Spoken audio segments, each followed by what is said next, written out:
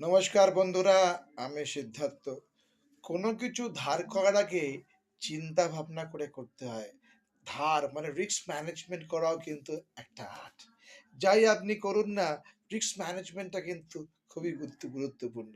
সে আপনার বাড়ির সংসারের বাজেট হোক কিংবা রাজ্যের বাজেট। যদি আউটস্ট্যান্ডিং বোরিং মানে ডেপ মানে আউটস্ট্যান্ডিং বোরিং কথার অর্থ হচ্ছে কত এখন বাকি আছে একটা রাজ্যের উপর ধার। এই রাজ্যের উপর ধার বাকি আছে এই মুহূর্তে ৮,১৬,০০০ কোটি টাকা। হ্যাঁ বন্ধুরা, আপনারা ঠিকই শুনছেন। এই রাজ্যের উপর দেনা মানে অনাদায় দেনা মানে যেটা পাবে সেটা আউটস্ট্যান্ডিং ডেট কিন্তু ৮,১৬,০০০ কোটি টাকা।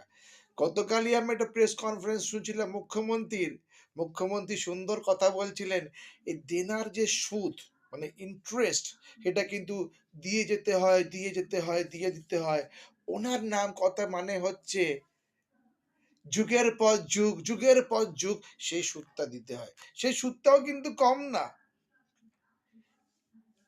এই বছর অর্থবর্ষে ৮১,৫০০ কোটি টাকা সুদ দিতে হয়েছে।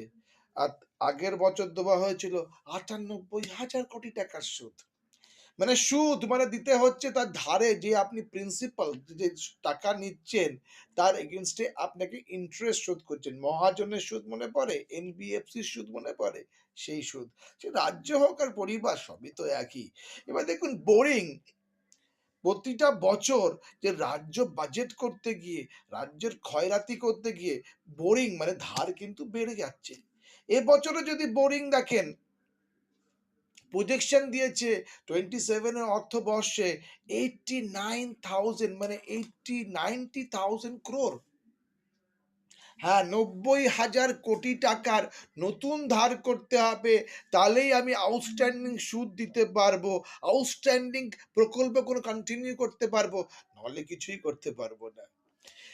আপনি কি বলুন, চোখে চোখ রেখে যদি প্রপার গভর্নেন্স যদি চালান, যদি সঠিক মাত্রায় আপনি দেশ চালান, যদি আপনি সততার সঙ্গে দেশ চালান, আত্মসম্মান, আপনাকে কি এত বোরিং করতে হয়? করতে হয় না। আর যুগের পর যুগ টাকাও দিতে হয় না। কিন্তু আমাদের দেশ কিন্তু বামপন্থী ভাইরা অসীম দাশগুপ্তকে স্যালুট করতে হবে।